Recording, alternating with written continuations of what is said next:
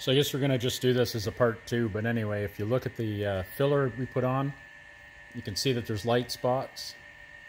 Basically you're seeing through the filler, so that should give you some idea of how thin it really is. So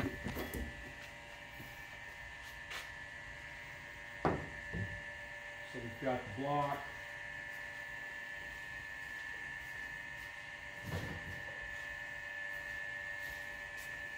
Just went and grabbed this block as well.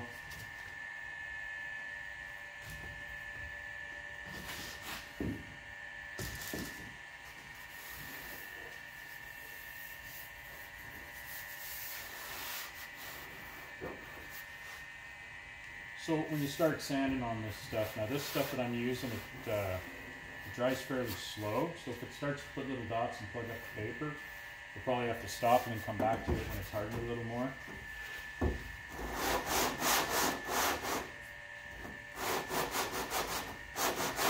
Just start by getting the excess off the edge a little bit.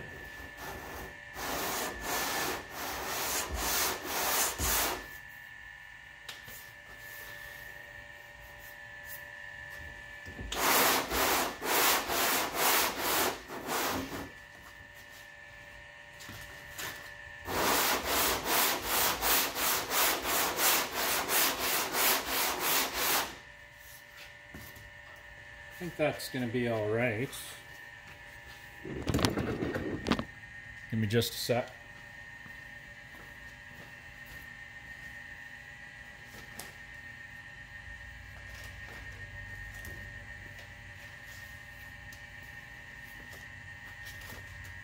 Grab this, some 40.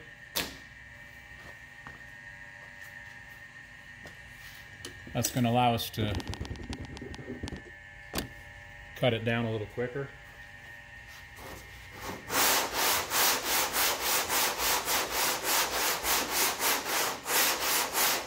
So what I'm doing with this is I'm trying to stay on top of the filler. When we get it down flat, we'll use this and we'll flatten it right out. This is an 80. The rougher, coarser I should say, your paper, it's going to cut and dig, but that's what gets it flat. Where if you go to like you're trying to do this with like 220, it's going to kind of try to follow, and you just end up putting more waves into it than you're trying to take out.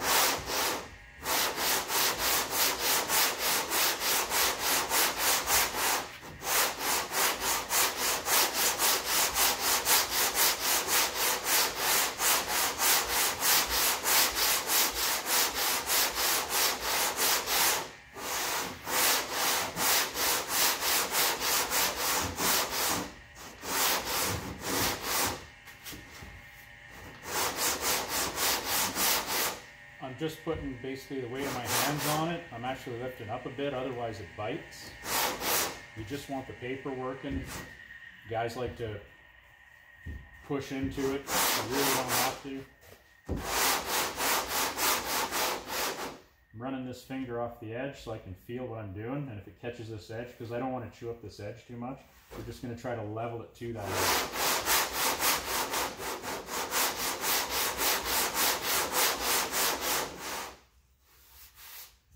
Probably already see. Yeah, the camera's picking it up just fine. Let me get you a little bit closer. But you can see how it's dark and light. And there's some really, really bright spots.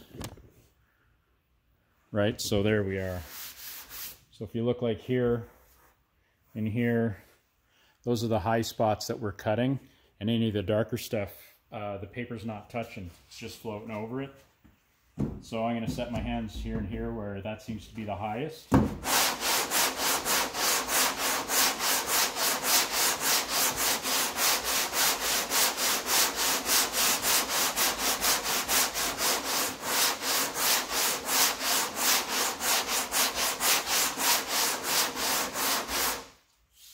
It's a lot faster if you use a machine. This and that should make it smoother. So if you haven't done this a whole lot, this is probably the way you want to do it. I can tell already that this is going to feather out real nice.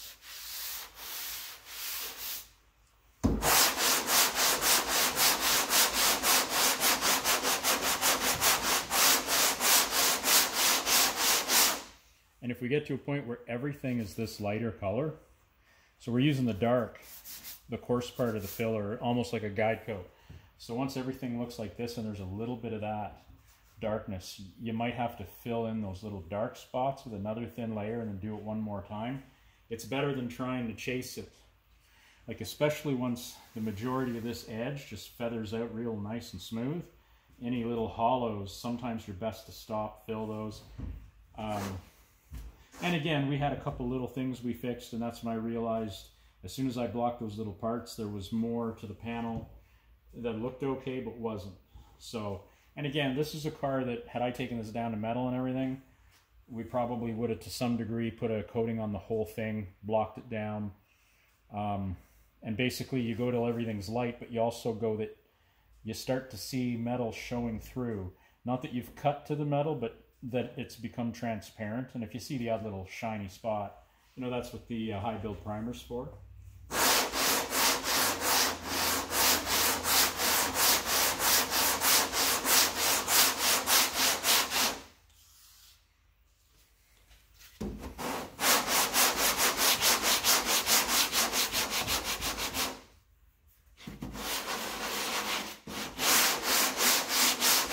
And again, you want to hit every direction.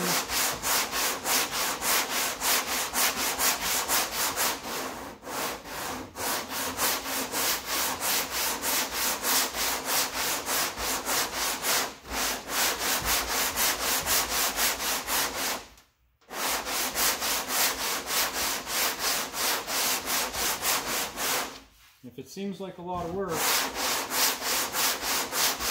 it takes what it takes. That's all I can tell you. If it seems like a lot of work, it's a lot of work. And a lot of this car, I was told, was blocked, but yeah, not really. Wow, it's starting to take shape all of a sudden.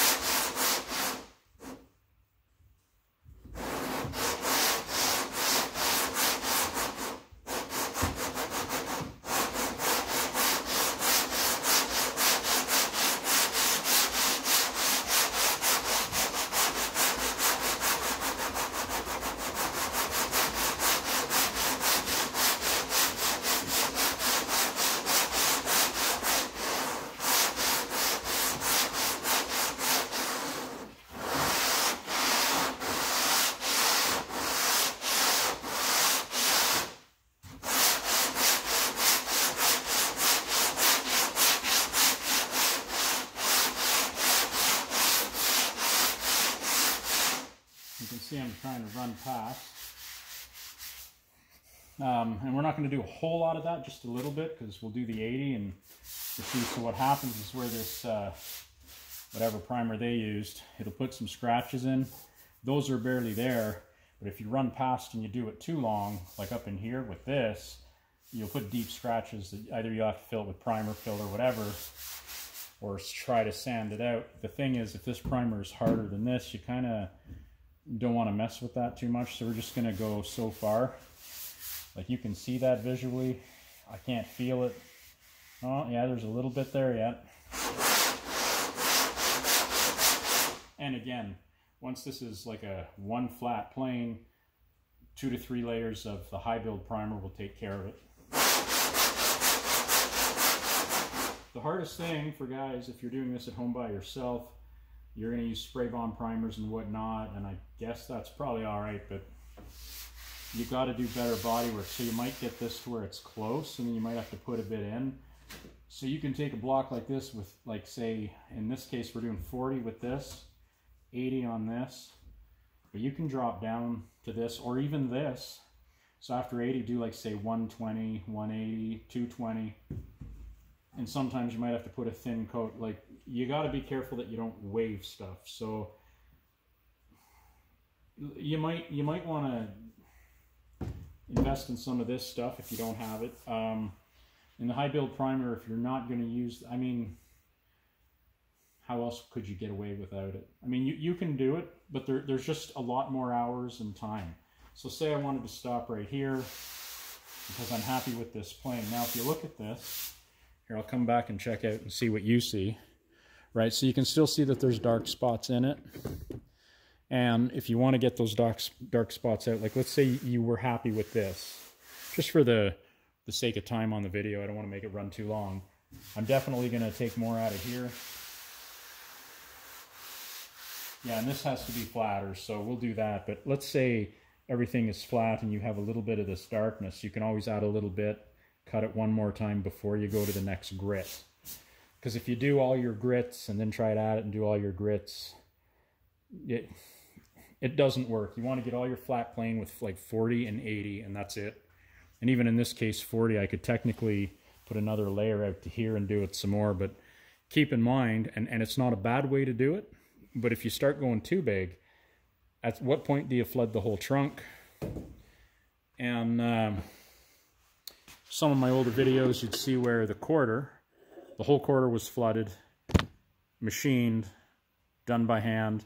You can see down there was a dip, and everything else I was super happy with, so I just filled that dip here when we were working on other stuff, and we'll sand that in. But that gives you an idea. But the trunk is mostly okay when we blocked it. It was just where this was and on the other side. Now the other side, let's have a look at it.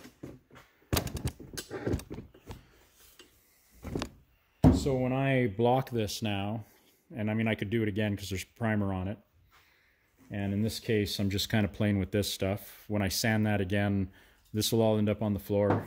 It'll be gone. You can use it sparingly. Some self-etch primers are really strong, so you don't want to mix a whole pile or put like a thickness on it in the filler. But I mean, you can use a sandable primer. I do find this stuff is a little better, a little stronger. There's a finish. It's sticky.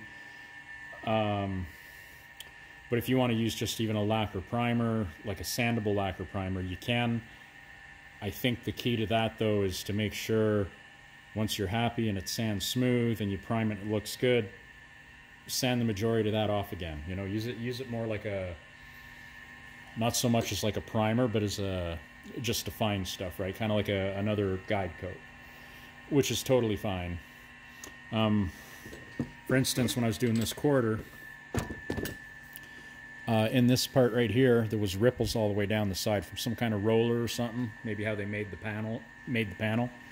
So I do a few coats of primer real quick right down the edge so that I could come to the back, look down the edge in the light, and make sure the line was visually pleasing to the eye and looked straight. You know, if you look down and you see wobbles while the primer's wet, that's exactly what you'll see when shiny paint's on it. So, you know, you can use it as a guide coat that way. But you don't want to flood the panel so much that you have to sand all that primer off, right? Because again, at the end of the day, when this is nice, I'm going to prime it with that same stuff I just showed you, more than likely. And I mean, it can kind of be any primer. And then at the end, I'm going to go back over it, block the whole thing off real quick with a smaller block with some probably, what was I running? 180 sometimes. Depends on the primer you're using, though. I can get away with a 180, sometimes a 220. Just enough to take the primer off, but then we're going to put, you know, like a 2K product, which is, in my case, the CRE 321. It's an epoxy primer. This trunk lid will probably be flat enough for one coat. I was going to do 2-3 coats, but we'll do one fat coat because I don't want to come in here and redo all the jams that the owner already did. But I mean, if I have to, I will, but if we can avoid it, we will too. So I'll probably tape flush to the edge, prime this, one coat, and that should block out real nice. When I do the quarters, because they saw lots of work, they're very smooth, but there is, like, you know, a little bit of sand scratches and that sort of thing in them. And just in case there's little wobbles, because they were aftermarket panels, and good quality, bad quality, I don't care what you buy, the aftermarket sheet metal is what it is, and it's not perfect. So we're going to do probably 3 coats on each quarter panel. We're going to do about 2 or 3 coats on the roof. The hood's in the booth separate. We're going to do 1 coat on the back, make it super sticky, but on the top we're going to do 3 heavy coats because that hood was riddled in hail damage and dents and bruises and bangs. So we'll do 3 coats, which is a lot with that primer, but 90% of that, again, like the filler, ends up on the floor. you're sanding most of it off until everything is blocked nice. And why I like that primer, when you sand it down, the dark spots really show as you're going. So it's kind of like it's its own guide coat. Like, it's very noticeable. You'll have like a flat, bright where you've sanded and dark where you didn't. And I mean, as you get it closer, you can kind of put a little bit of guide coat on it and then go a little more. And again, it depends on how good your eyes are too, right? So like if your eyes are questionable, and that's only something you can answer for yourself, you might want to use guide coat all the way through. Like in this case, I think from what I'm seeing, looking at the screen on my phone, filming this, I can see like all the little dark shadowing in here. And then up over here, that's where you're kind of seeing through it. But you can kind of see this darkness here, that's low spots. So I'll keep going for a little bit.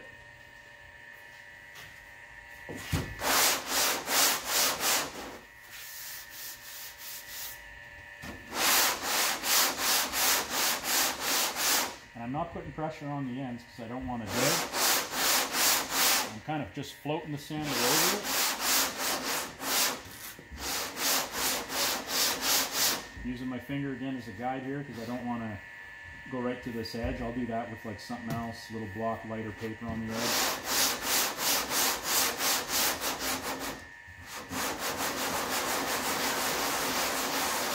They say you can go around and round and round. I tend not to unless I'm just trying to get something like this. Now if I put a little pressure here, this will float and it won't really do much of anything. Just because I can't come across onto these panels. Now, between a door and a fender, I'll go across both in one shot so that everything is flush. But like here, this isn't 100% perfect. I'd like to make it perfect. We don't have that budget on this particular car. It's going to be about as good as stock would have been. And I know people say, oh, they were perfect when they were new. No, not even close. You go look at a few originals that were well kept, you'll see a lot of things that would shock you. So I've had a lot of luck, especially up in Ontario, Canada, to look at some original cars that have never ever been touched. They're definitely not perfect.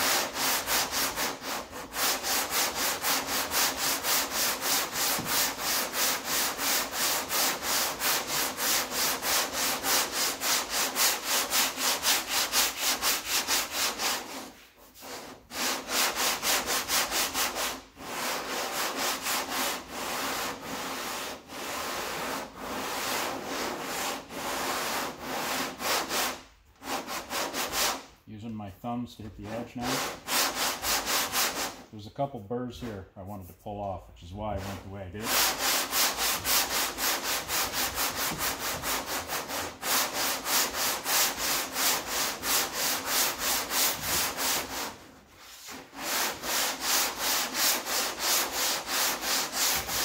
Putting more weight here than here because I'm just trying to take, get this to feather out.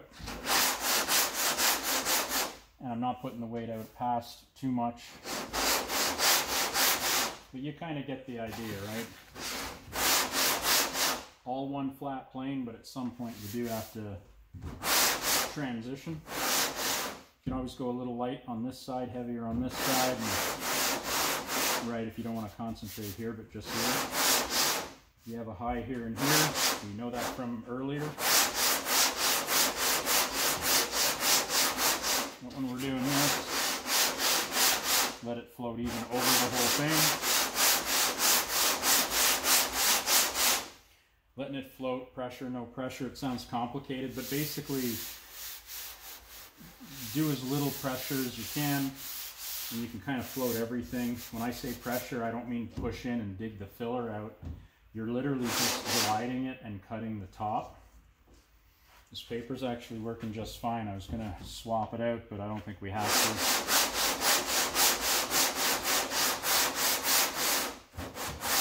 Oh, and by the way, just so that we know, and I'm sure you've seen other videos telling you the same thing, because I'm talking, I'm not wearing a mask right at the moment, but I'm also doing a 40 grit.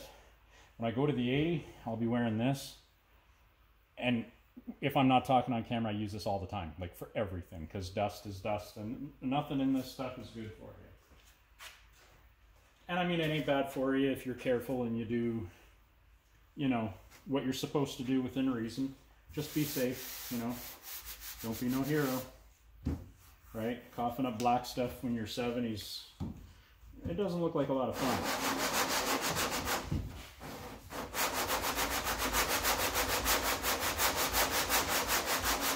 Again, I'm barely touching this. I'm just trying to guide it really well here.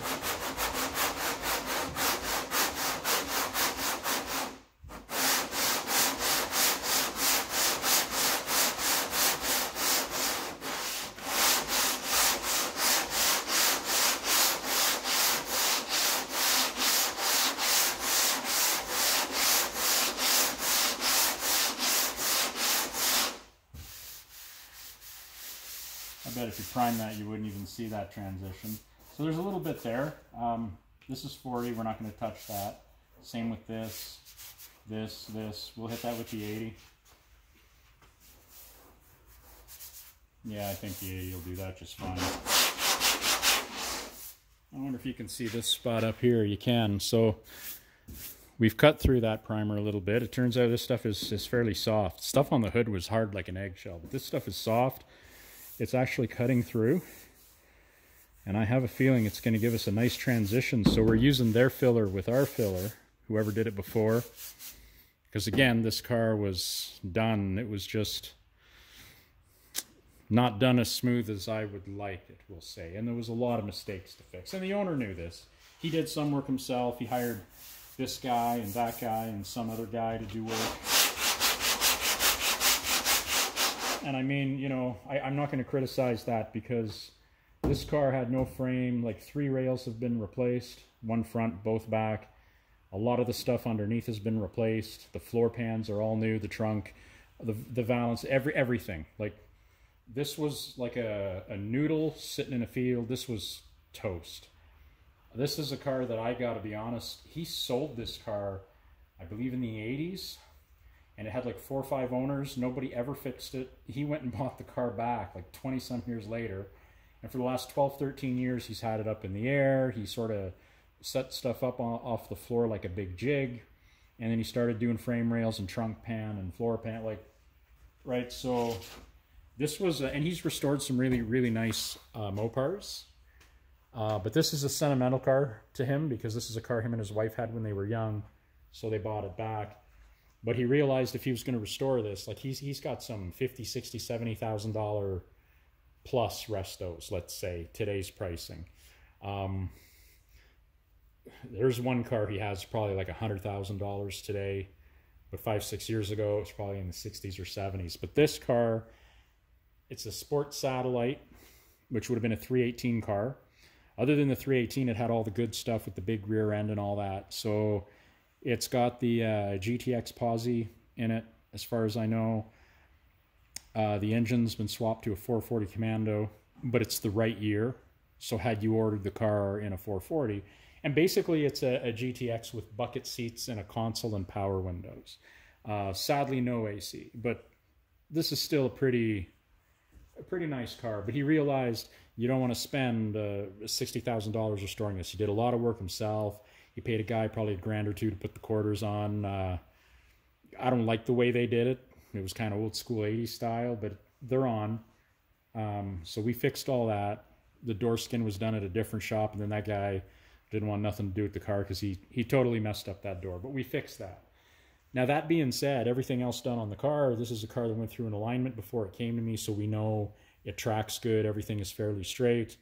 It's going to be a beautiful driver. He's not going to have a buttload of money into it, but it's an emotional car or a sentimental car, so he has a lot of time.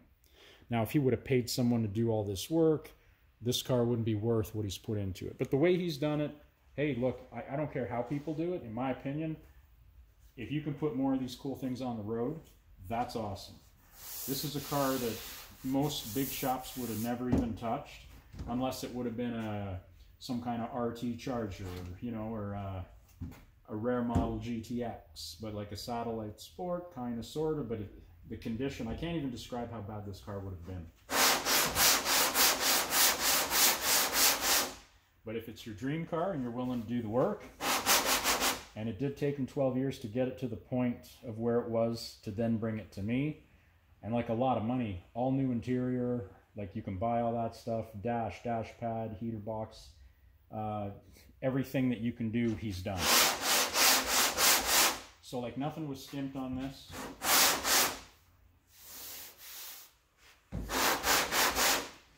But at the same time, the money put into it would not have been what you'd put into some of these higher end builds. So here I'm not even touching. I'm just kind of holding it to where it floats down on the filler a bit.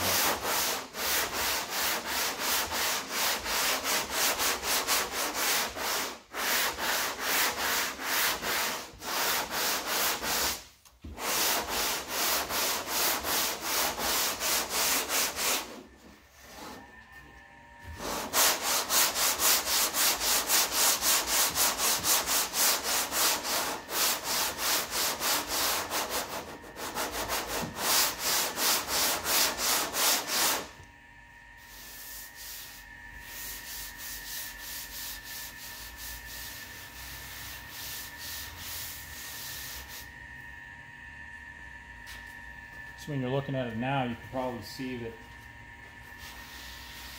most of the filler is getting quite light colored. I usually use a little broom for this and sweep it, but here's still dark, right here's still high.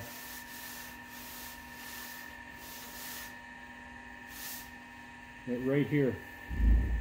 So when I feel it though, we're still high, she's still got to come down some. So I'm going to keep coming down until here starts to sand, and here, we may not get this. We might have to put a bit of fill in here. But if you look here, bring you back to where we were. If you look right here, you can see dark. Oh, it's definitely sanded, but it's almost sanded through.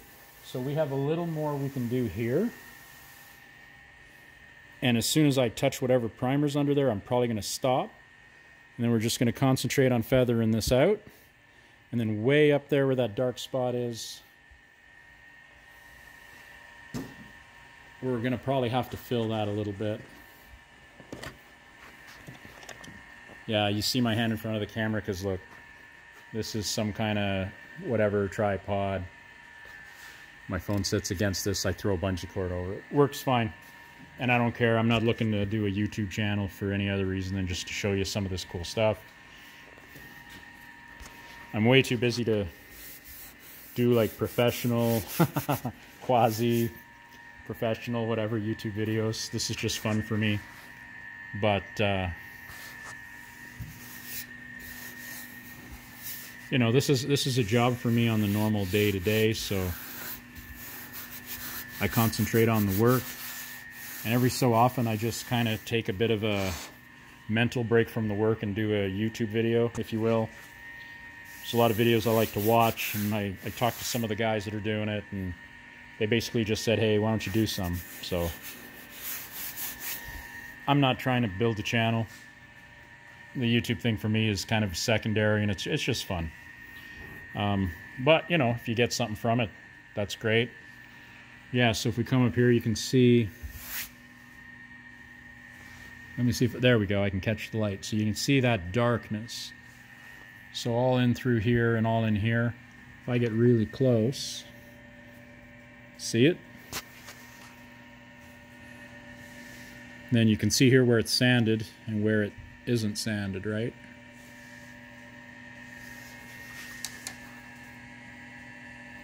So this is all too low. But this is a little high. So what I'm going to do off camera is I'm going to keep going with that. There's going to be a point where this is all going to blend super nice. Because this is all, yeah, even here, there's, even those dark spots have mostly sand scratches. There's a little spot right here. But there's enough fill here that that'll plane out. So I'll probably go to the 80 and come off around the edge in. And do exactly what you already saw on camera. I believe this is going to cut down to where that'll almost go away, but if it doesn't, a little more fill, block over that part again, and we'll be done. So that's what, we're 2 videos in. I'll probably do a 3rd part, or I'll come back in later and show it smoother and prime it. Anyway, that's enough for now. Cheers.